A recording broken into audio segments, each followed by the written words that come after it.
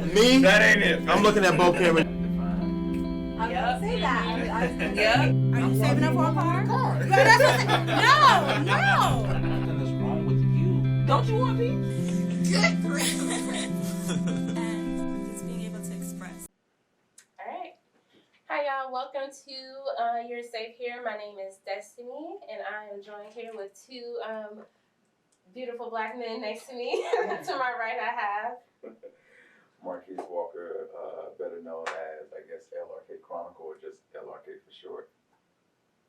And Christopher White, Jacksonville native educator and artist. Okay. All right. And today we are going to have a discussion. The title is going to be Dear Black Men. And this conversation is going to be geared towards what does the black man need to hear in this day and age. And that's not just from their partners, but from anybody that's going to be in their life. So to get it started, I want to know what is something that each of you heard growing up that you still live by to this day? Ooh, that is a good one. Do we mean by anybody particular, like a male figure, or just Anybody. Something that you live by today. I go. Yeah. My mom gave me one and my dad gave me one. Okay. My mom used to tell me, because I grew up around the time when, expensive clothes got to be the thing. Mm-hmm. And she was like, I'm not buying you Jordans. I'm not spending that much money. So what she did was we found a brand that I thought was neat, which was Bugle Boy. And so she bought me every Bugle Boy thing because it was affordable, it looked nice, it looked fashionable. And she always taught me, as cliche as it may sound, the clothes don't make the man make the clothes. Mm-hmm. So I feel that way now. I feel like Okay. if you get the right cut, if you get the style that fits you, you can look like $1 million without spending $1 million. Okay. And then my dad told me, he said, we were at a stoplight on Jefferson Street, I still remember, and a guy came out and he was gonna clean the window. And my dad said, I tell you what, if you can clean all the cars in this window before this light change, I'll give you $20. Mm-hmm. It was 10 or 20. And the guy just went off and he started cussing. I was like, oh, why you got to do things like that? And my dad said, I'm never going to pay anybody for something I can do myself. So I learned those two lessons that I still live by growing up. Clothes don't make the man, you make clothes, and don't pay anybody for something you can do for yourself. I still live by that, and I learned those lessons in elementary and middle school. Okay. Please. I mean, one thing my dad has always taught me is don't put yourself in a bad situation. Right. Mm-hmm. So that's something I've always have taken with me through elementary, middle school, high school. I've never, when I really think about it and compare myself to my older brother, Mm-hmm. I never caused my dad no trouble. Okay. Anything. Like, I can sit here and say, I haven't really been in any like life or death situations because I've always taken that to mind. Right? Mm-hmm. Not to put yourself in. Not to put myself in any bad situations. So even if I do see something and I think like, okay, just parties, environments, and like, okay, such gonna be there. These type of people gonna be there. You know what? I might have to sit this one out. Yeah. And it has saved my ass in a lot of cases because most of the time, we go by instinct. You kind of know. You have a feeling, like aura, like something might be a little off that night. And half the time something does because you don't know everybody's intention at the end of the day. So that's why he always used to teach me that. Okay. Of course, that was just also from his upbringing and why he had. But I don't want to go into detail about that. I don't want to do that bad. Well, we might just have to dive right into those details. So since y'all came right off the top with some good advice, what is some bad advice that you heard growing up that you had to unlearn as a man?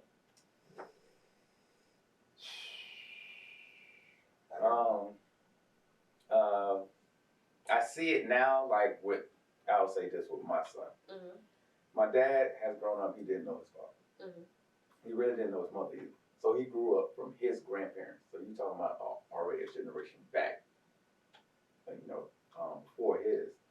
And so he has really that old mentality when it comes to that, man, a man, a woman. Mm-hmm. Well, today it's a new age, it's a new era. It's a lot different from back then. Mm-hmm.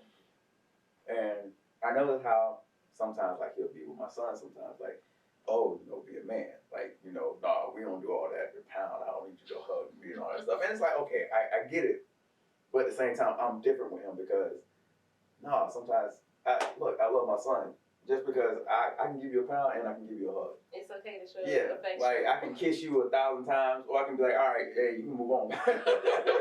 Like that doesn't mean I love you any less or anything, and that doesn't mean that this is all of a sudden going to change you into whatever, you know, the perception of how the world is turning is going to make you. Like, no, so I have no fear of that at all. Like, one time I was in the barbershop, my son had one of the little Android, like, tablet things. And he always particularly played this game. Now, this game was like a Barbie type game. So we're in the barbershop and he playing it. Now, it's like 5 other people, of course, in the barber. And I know the barber, me and him real cool. And my initial reaction was like, hey, like, hey, you don't want to play something else? Second house, not necessarily. But then I drew myself back in the middle of it, and I was just like, well, why am I going to react like that? He's a child. He was younger than he is now, so he's like, he's a child. He's just doing whatever's entertaining him at the moment, and it's keeping him quiet. It's keeping him quiet. So I'm just like, you know what? Let me sit myself back and let him have his fun. Because if anybody say anything, then I'm going to check them, because that's my place to do. Did anybody say anything? No, nobody cares. That's the point. Nobody really cares. So that was just all in your head. But that's something I had to unlearn myself. So, you know. Okay. Yeah. Same. I think you'll find that a theme among a lot of black males. You had to unlearn bottling it up and just man it up and manning it out. Everything is just man up, you know, do this. Men don't cry. All that. And so I think the thing I had to learn to do or unlearn was to deny my feelings.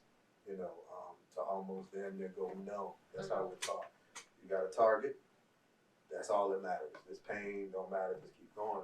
And I learned how to feel my feelings, but in that, you know, you also have to learn, don't go all the way to the other side because you're an emotional wreck. So in feeling your feelings, there's a thing of breaking down and crying and putting it together. Breaking down and crying, much like how women do. You know, we make it seem like there's such a difference between the emotions of men and women because it minimizes one and toughens up the other. But we all do the same thing. We cry, we break down. Well, we all need to do the same thing. Yes. We all need to do the same thing, exactly. So I think I had to unlearn that you know, that tough exterior when I'm really crying on the inside. Because what happens is it builds up and builds up, and then you just be like, damn, bro, he just busted him in the face. He didn't just bust him in the face. That's been building for 10 years. That's just lashing out. The dude didn't even say that that's serious. Yeah. You know, he stepped on your shoes. That's just wipe it off. But it's been building up. So we were taught to cry through our fists. We were taught to cry pulling the trigger. You were taught to cry ranking sometimes. Boy, what you say? And then whoever get the most, now I got to get you back. I got to get you back. Up until our 40s and 50s, I still see dudes still ranking.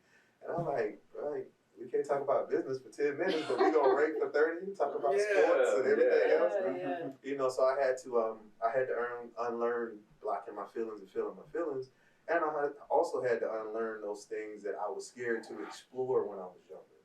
You know, like I grew to like ballet. I grew to like, we went to see not an opera, but an orchestra the other day. Now my mom opened me up to that, but it's still, as a kid, it was still almost like, but I like Alvin Ailey. I think it's dope to see, you know, I always thought it was dope to see us and stuff outside of sports and music and entertainment. So when I see somebody painting or somebody dancing or even breakdancing or just doing something you wouldn't think a black male would do or woman, I just thought it was beautiful and it fascinated me, but I didn't explore it as much when I was younger because it's almost like, can't go to the museum unless I got a girl. I can't just walk it up by myself. Right. But you know, the older I got, I started going to the museum by myself. I started walking in nature by myself, and it was okay, and gave zero cares about what anybody think. But you had to unlearn a lot. So just to feel my feelings and explore on frontiers they say we're not supposed to explore on, not be afraid to explore on those frontiers and appreciate it. And how healthy that is, because I want to expound upon that.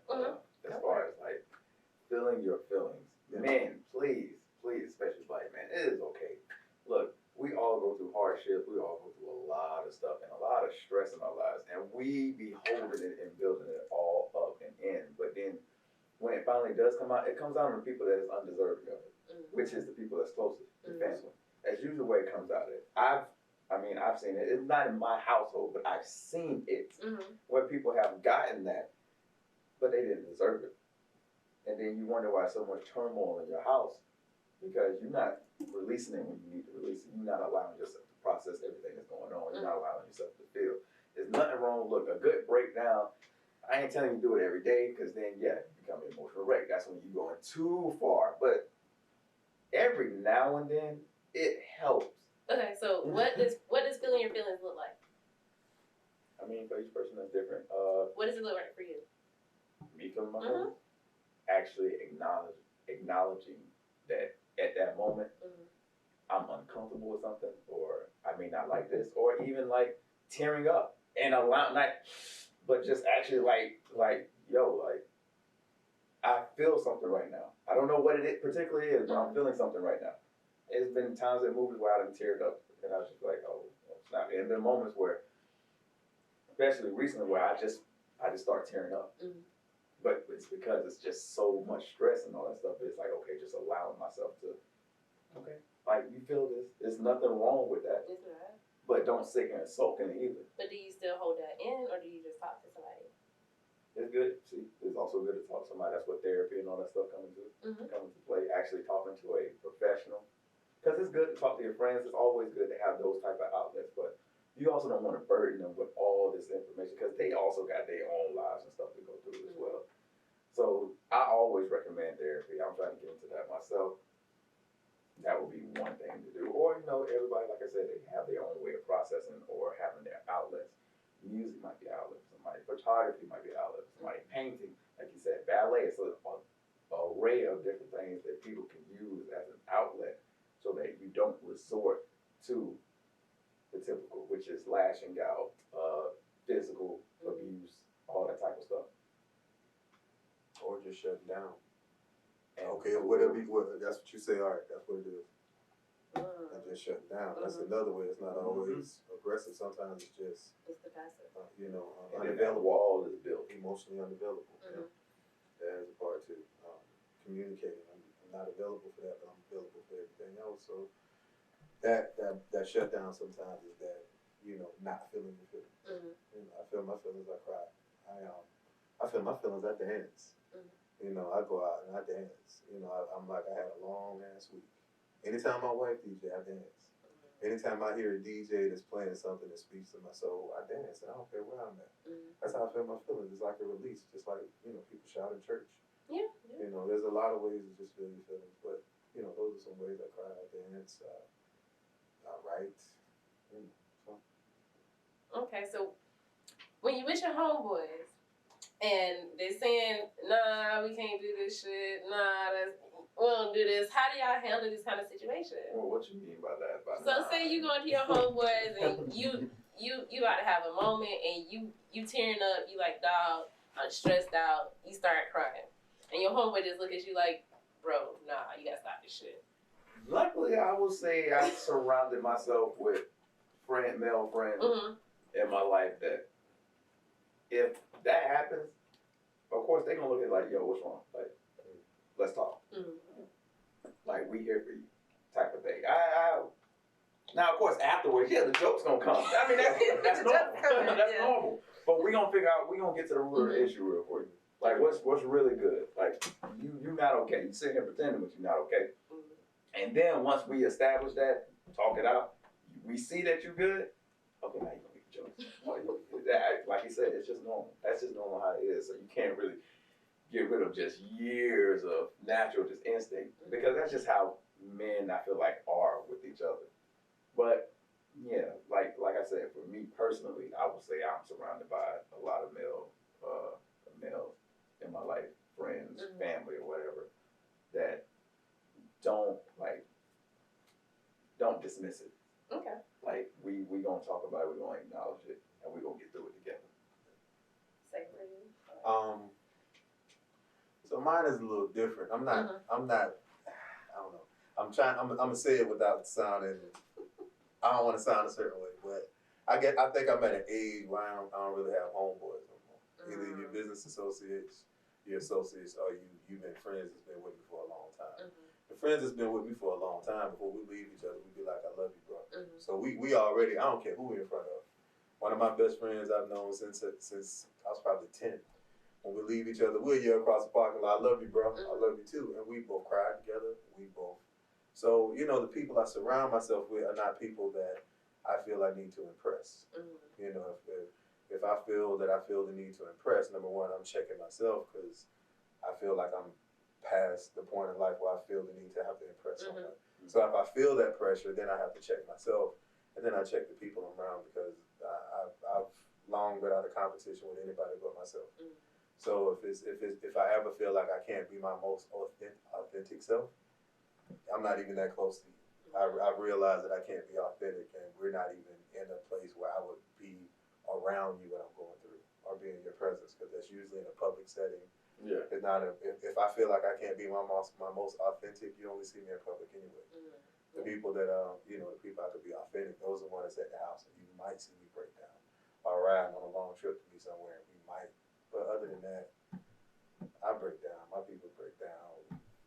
Have you always been able to tell your male friends that you love them? No. That was that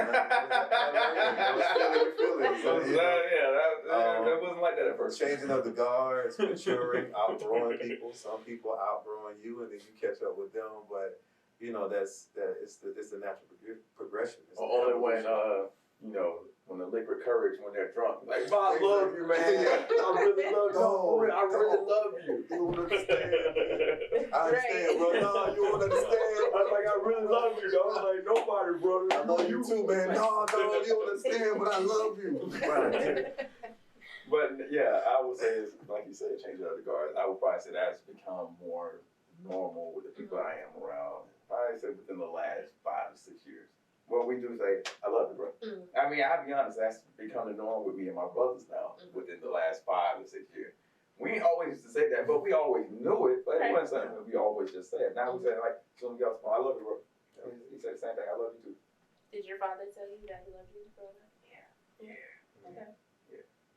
My father wasn't the most affectionate person, I'll be 100% honest, but neither was my mom. Which probably, I'll be honest, why I am not such the affectionate person, which is weird because with my son, I'm super affectionate, and it's just natural. But with other adults, it's something I gotta learn to be, and I'm learning that. But yeah, my father, he always, one thing about my father, he was always there. He always said he loved us. He always was there with us, no matter what. As far as like being affectionate, though, wasn't always in. Like I said. It was talk way back. Yeah, it was great. Yeah, it wasn't no hug. It was like, yeah, back up, man. Like, yeah, you good? Like, dap it up. Like, nigga, I'm 3. Why are you hitting me? Stop crying. Bro, I can barely talk. What you mean? Oh man. What about you? My father wasn't affectionate. My father, but he said he loved me. He said he loved me. So, you know, he kissed me on the cheek when I was younger. So he was more affectionate when I was younger, but older, it was almost like, you know what to do. You know? Mom was affectionate when I was younger, got older.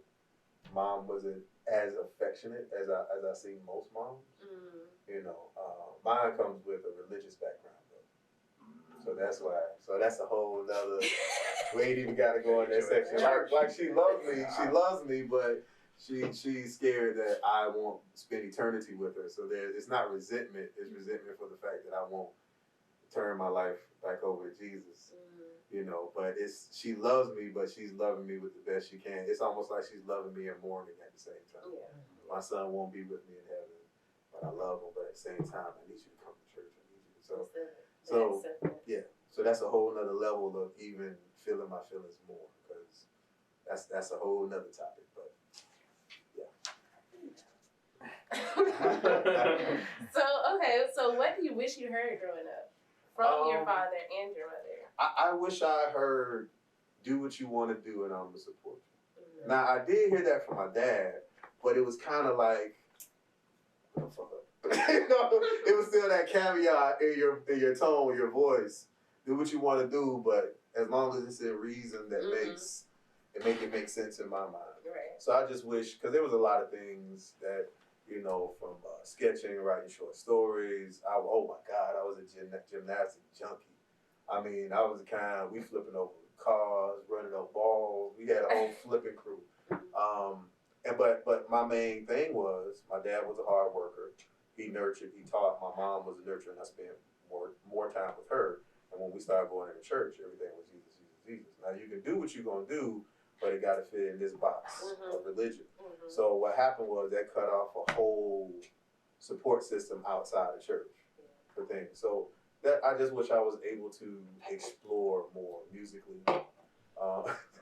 Musically, I'm a musician, and I would have explored more outside of gospel.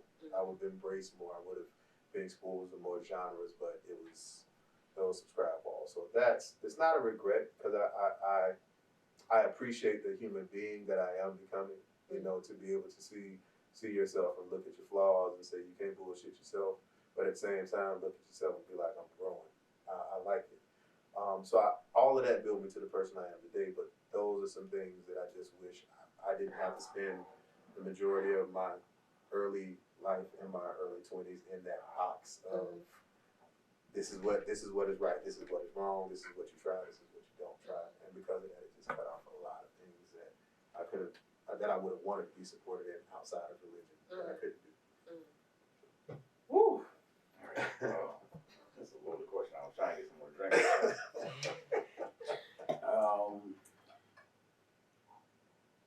I'm proud of you.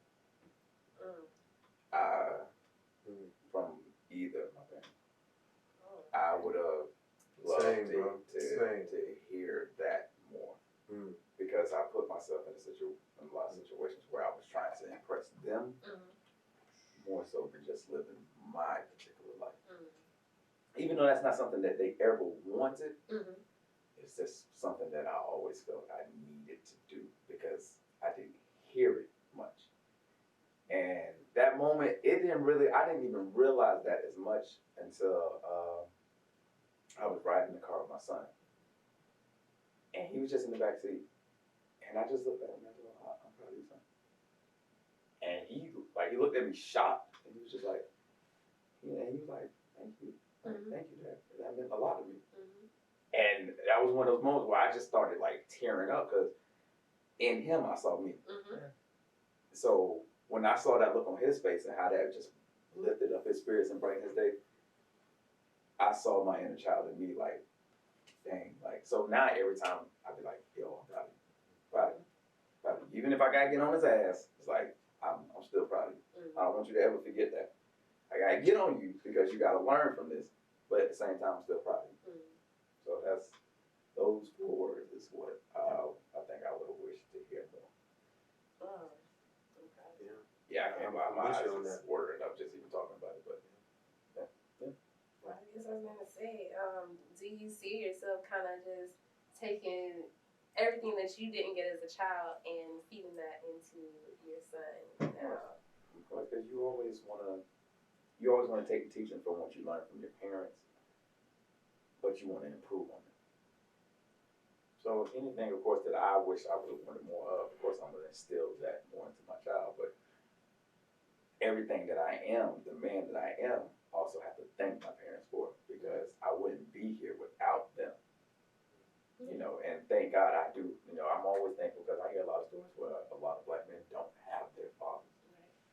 Right. You know, and they wish they can even have 5 minutes. Some might be in jail, some might just be dead, or some just help them walk away from lives. Now, for whatever reason, you know, that's beyond them. But, you know, it's unfortunate, but they lash out because of that. Right. Because they want that. So they seek it elsewhere. And sometimes, you know, where they seek it, don't always give them the same unconditional love that a parent may have given them. So I'm always thankful, you know, for what my parents have done for me, my father and my mother. You know, so yeah, I do, like you said, unlearning things. It's a new age, so you have to teach them new ways to love and just represent that. But also at the same time, like I said, the man that I am, the person I am, the parent that I am, is from them. So I still instill that too. Do you have children? No, not yet. Me and my wife and I, we've been married for 2 years now. We made a conscious decision. We don't want to have any kids before we got married. So we got married a little later in life. We dated for a while. It was what both of us wanted as we were discovering ourselves. And so we're working on that right now. Okay. So, do maybe you have someone that you mentor, or even just people around you with children, young people that are around you. What do you believe maybe young boys and men need to know this in this day and age, or that you can instill in them that they might not have gotten? Okay. So I've been working with At Hope Children for like the last 20 years. So I did nonprofit, and then I've been teaching for the last, of that 20 years, I've been teaching for the last 13, 14 years. And so what I always see with our boys is that outlet. They need that outlet. If I can just articulate instead of just respond. And so what I do, I'm a 6th grade teacher right now. I teach 6th grade social studies. So my boys, what I do is I give them an outlet to talk. I don't want to see you react. I want you to have a conversation with me. I want you to do some critical thinking. We're going to sit in the class and talk. I got this chessboard, man. Let's sit here and learn these pieces. I'm actually starting my chess club back up. You know, so what I'm finding with our boys is, based on the culture that we have accepted that America says black is, you know, that I want to reiterate that most of the stuff we think is black is what America has allowed us to be.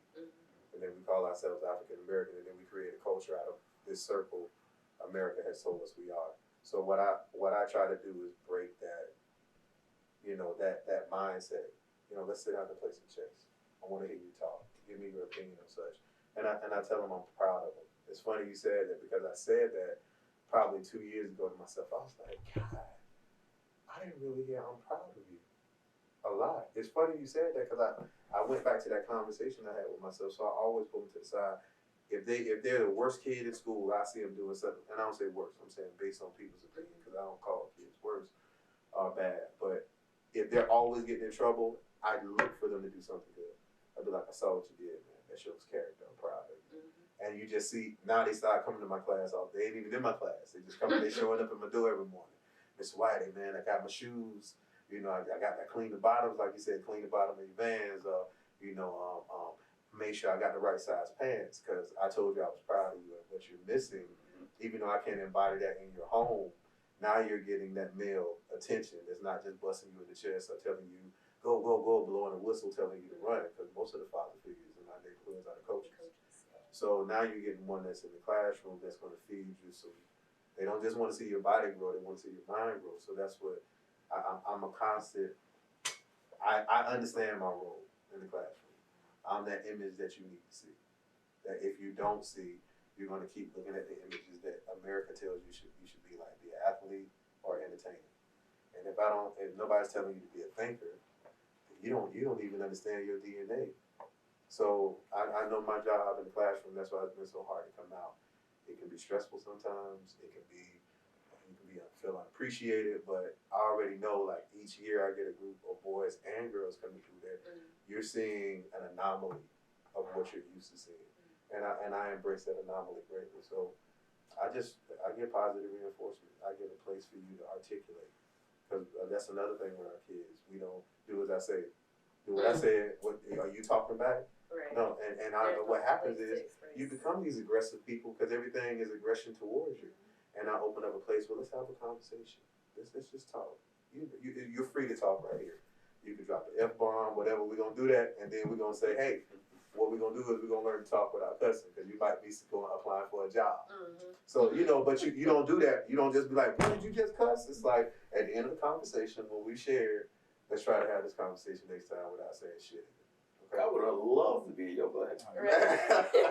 She sees them. We walk through the mall. The kids, they because they understand. I want you to be a human being first. Yeah, like that's why I say it's real, because it's like, yo, we human. Of course, we gonna do this whether it's in your class or outside Outside of class. Outside of it, And it's cool as long as it's not disrespectful. If it's you and me here, we're not talking loud, and you need to express yourself, and you need to drop that F-bomb for the moment, I want to hear what you got to say. So you won't go out the classroom. And you know, I had a student this year. I started communicating with her. She was my student from last year, but you know, these are things we don't think about black kids. if I could just say this for a minute. She was cutting herself.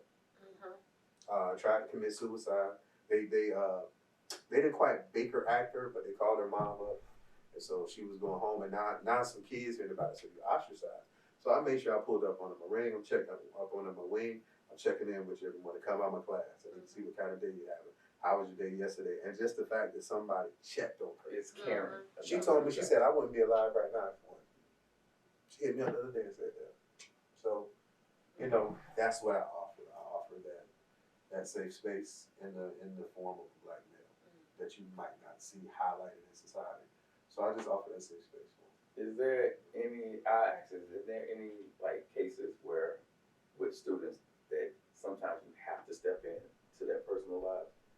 Well, so legally we can't. Yeah, I know legally, Now, but what I do is I build a rapport and relationship with the parent. So if I build a rapport and relationship with the parent, now we have the circle, the safe circle. So now even if there is something that the child wanted to talk to me about, and we talk about it, I'm calling mom and saying, hey, listen, this is what's going on. I don't need you to go off. I don't need you to, we need to figure out how we're going to do this. And because I've already built a rapport with you, you not being like, it's my child. You like, I know you got the best interest of my child based on this rapport we already have. So that's what we do with that. Legally there's some stuff of course you can't step in because there's a protocol. But if you have a rapport with the parent, which if we're talking about being a community and a village and black people and the police and white people and racism, at some point we got to understand we're on the same side because we all we got. So I make sure I build a rapport with most of my parents, even the parents that don't really want to talk. Because you get some parents, I'm tired of y'all calling me. I mean, just send them home.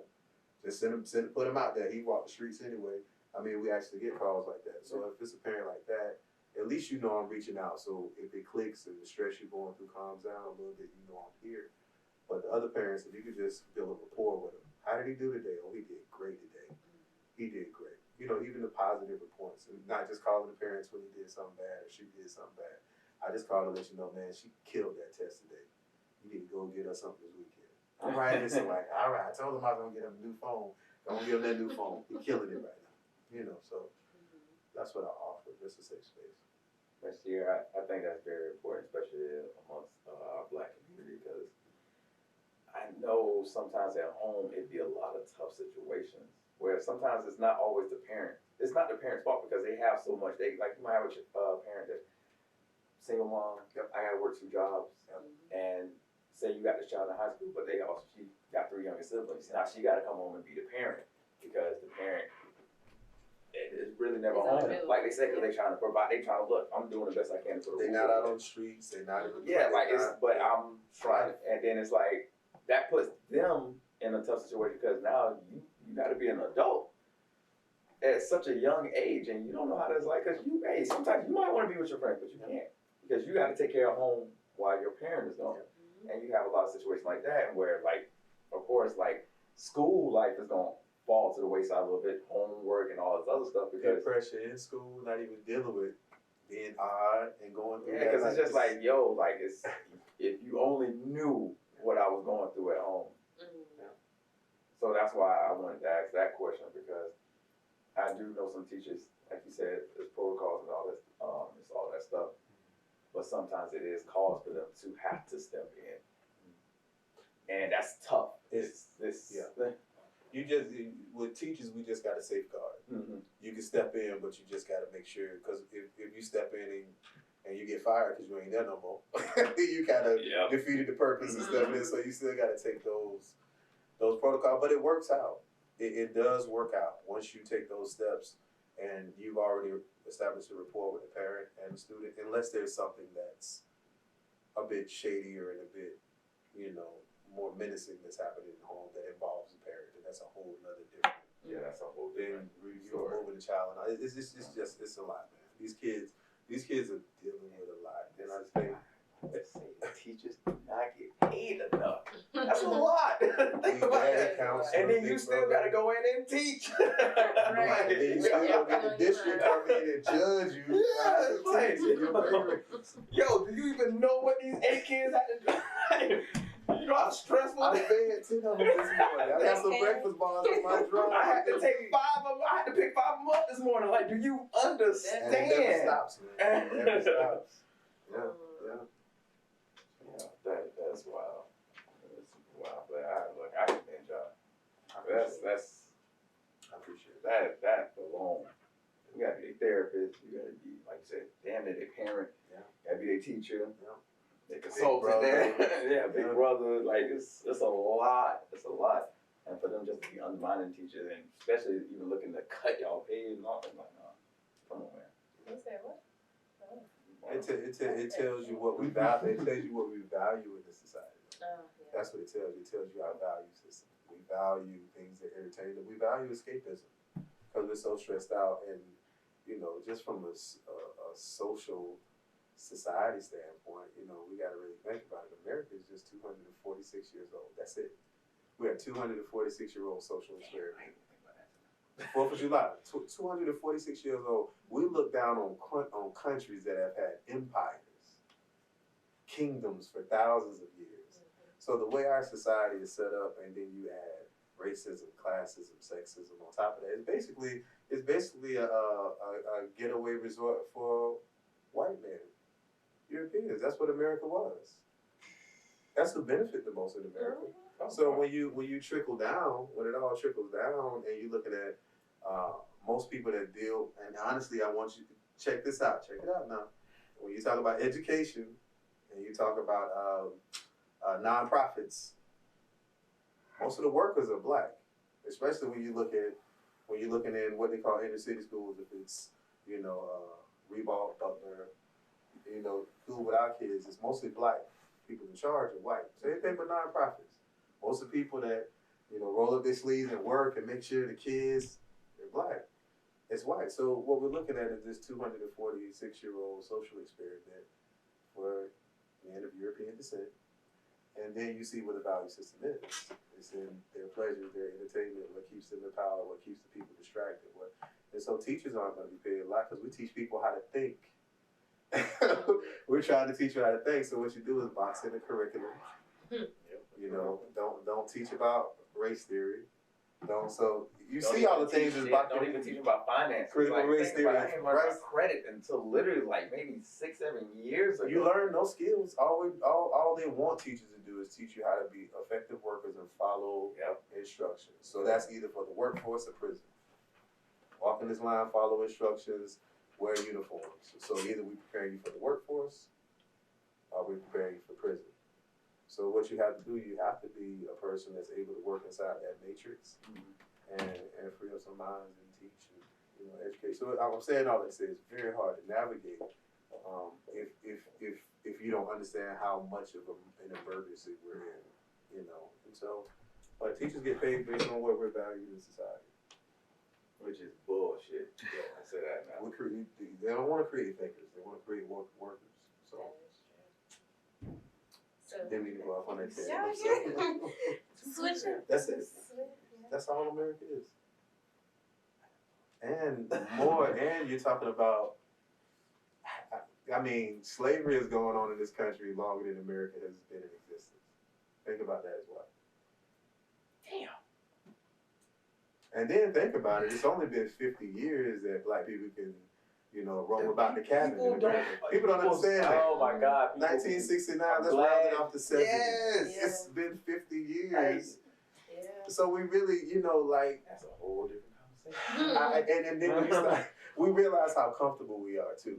When I started telling you these numbers, and we're real comfortable with buying Jordans and going to the club. It seems like we should be but it's teaching is not important. If I can give you stuff that entertains you and keep your mind off the real problem, and that's why I say the values what teachers are not the same as distracting the people so we can control them. It doesn't pay as much because we're not distracting and controlling the masses for the people that's in charge. So didn't mean to go off the name. Oh, that's the tangent we love. Okay, everybody, what up? I'm gonna go back and watch this some YouTube. Go back and watch Roots on her. Okay, bringing it back, what is something that you think you should hear or want to hear from your partner?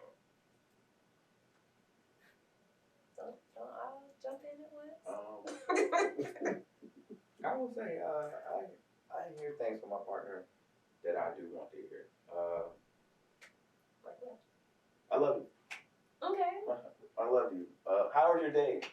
Mhm. How are you feeling today? Mhm. Like how are you doing? Just So just consideration for you. sometimes I would say myself words of affirmation. That's high on my love language. Mhm. Quality time is like my number one thing, of course. But words of affirmation is like the next closest thing to it. So for me, it's just stuff like that. Reaffirming like just hey, everything's gonna be okay. We got this. We gonna be good. Stuff like that. It's really simple stuff like that for me that I would like to love to hear from my partner. But I do. So I can't complain. I gotta say the same. Mhm. Honestly, I married my wife because I didn't meet any other woman I clicked with or connect with like her before. And the thing I knew that it was right and it was time was communication, level of communication, me getting those words of affirmation, arguments, not lasting over a day. Like we can't even go to bed, man. It's gonna be like, let's just talk about it in the morning. But we're gonna go to bed. I need your head on my chest before we go to sleep, because that's how we know everything is okay. If your head ain't on my chest, We ain't gonna sleep. we ain't going to sleep tonight. We're gonna talk in the bed, or if it's been a long day, we're gonna talk first thing in the morning. So I can't say, and I hate because when you say stuff like that, it's almost like, oh, shit, perfect. That's not what I'm saying. It's not perfect. We still are working on ourselves. So that means if you're still working on yourself, and you living with another person, you're gonna bump heads. I'm still working on myself too. Yeah, we're So still growing. we still growing. It's an individual first, and then as together we have to grow as well. But I feel I get the words that I need, the support that I need, the conversation that I need. Arguments turn into conversations in our house, and I'm blessed for that. So yeah, I'm honestly good. What about you? Me? Yeah. What are some things you feel like you could say more to a male partner or a male figure? I think from my experience, just the different men that I have dealt with in my life is they do need to hear I love you. And that it's okay to have emotions. It's okay not to always know the answer. It's okay not to be okay. Yes, it's okay not to be okay. That's another one of mine. That was mine. It's okay not to be okay. And then I think it's okay to fail. Ooh. Yeah. Hold on. That's a problem. Y'all don't have to always. I know men look at like they're supposed to be, The head of the house, you the macho, you the breadwinner. Foundation, we hold everything. You doing everything. You protecting, you bringing the bread, you doing it all. But it's like sometimes you can't do it all, and it's okay if you can't always do it all. Yeah. Do what you can. Did I miss anything? Shit, but that last one, you put the nail in the coffin on that one. Damn. Yeah. I can't believe I forgot that one. I'm mad at my damn self for that one. So do you have a mentor? What? A mentor. My father? Besides your father.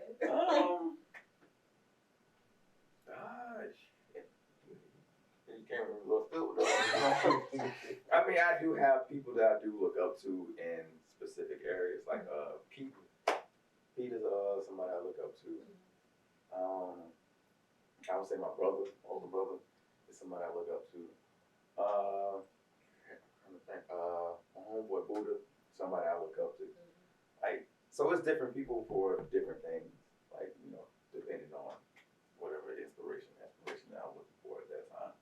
But yeah, I guess I can say that those are my mentors. My friends, my circle of friends, like I said, Pete, my dad, some of my older cousins. Do you have a mentor? I don't have a mentor. Oh. I would like a mentor. You much know. wisdom in that man beard.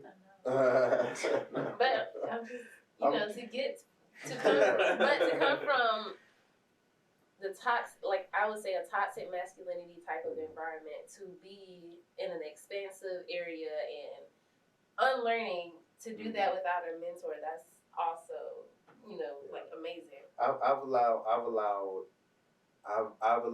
life to be my mentor, and I say that the reason I say that people have been my mentor that I don't necessarily look up to, but you teach me things. And when I learned to start being aware, I'm not gonna go off on a tangent. No.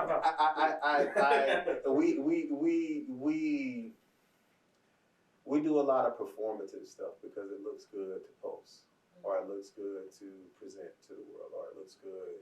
It looks good to wear your hair in a certain style, or wear a certain African garb, or to post certain quotes online, or to go live and do that. But that what we consider woke, or that awareness, I believe it starts when you flash the light within, and it has more to do with you than your comparison of people that don't have a level of knowledge or a level of wordplay or jargon.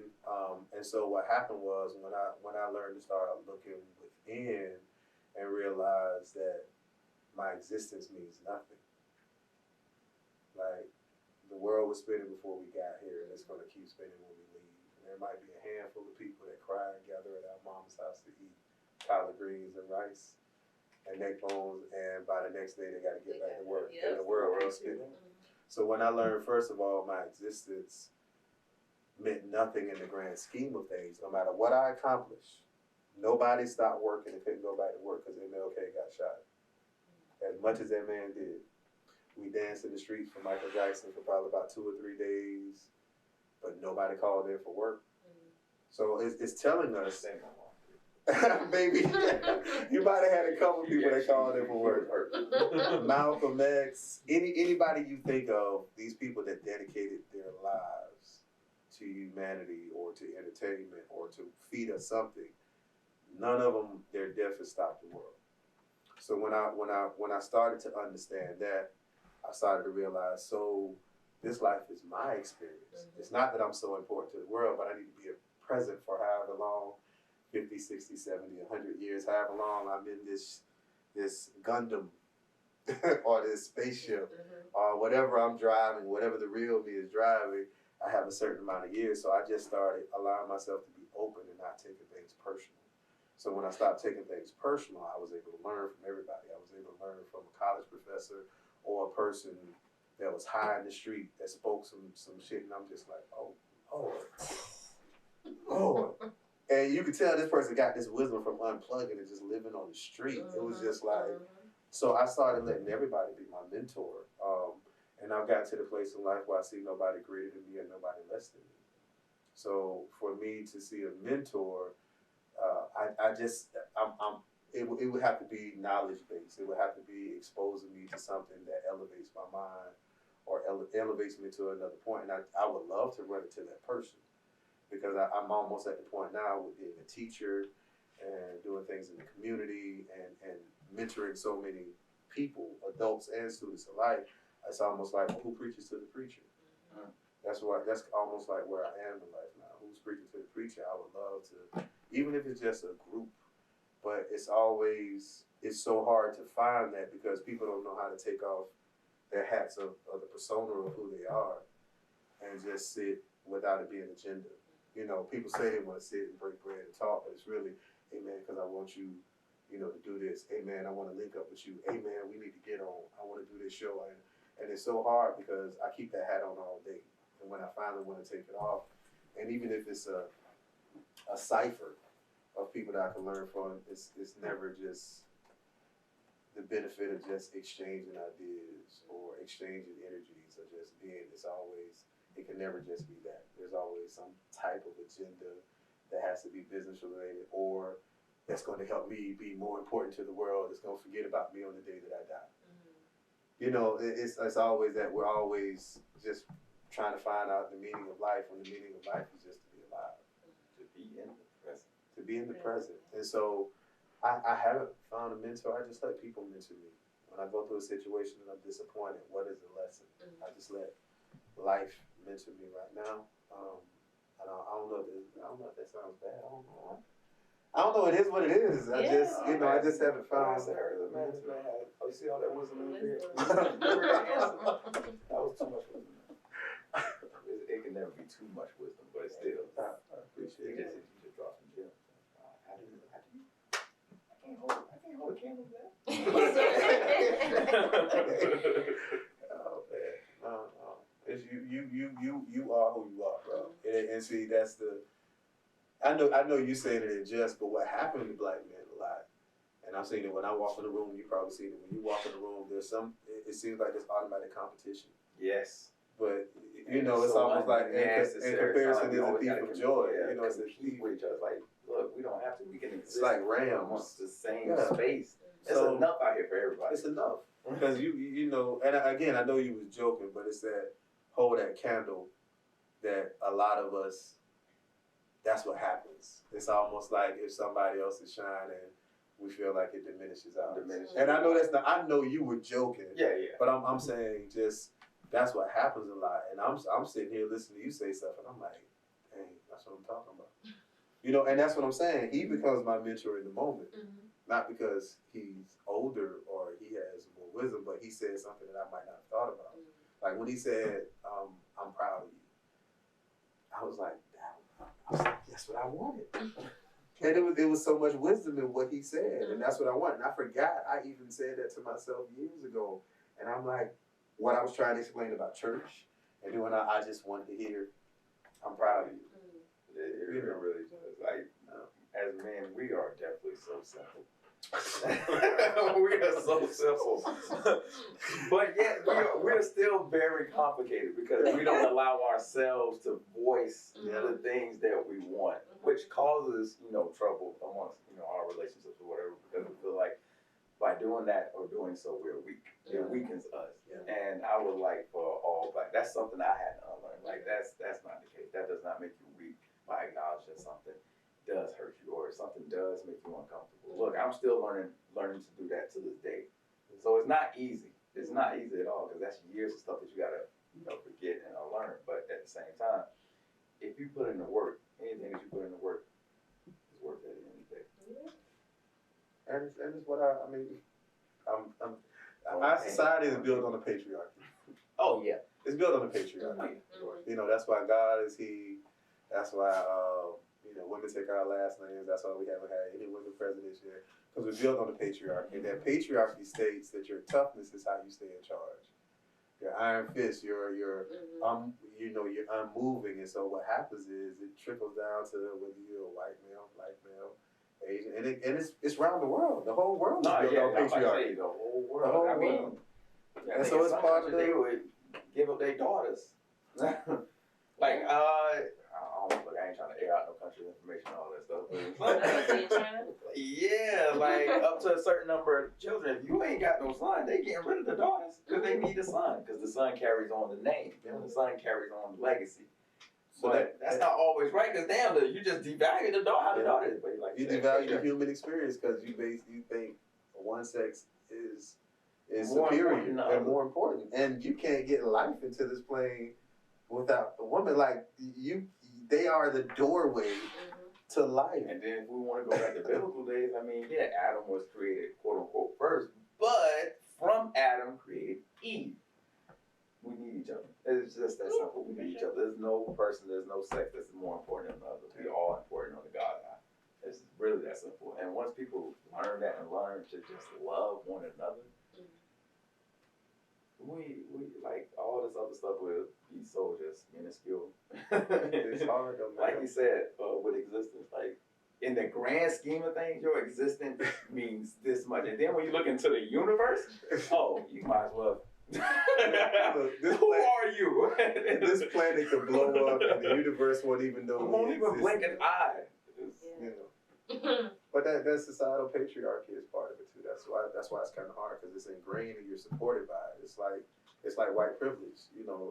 That privilege comes with a lot of bad habits and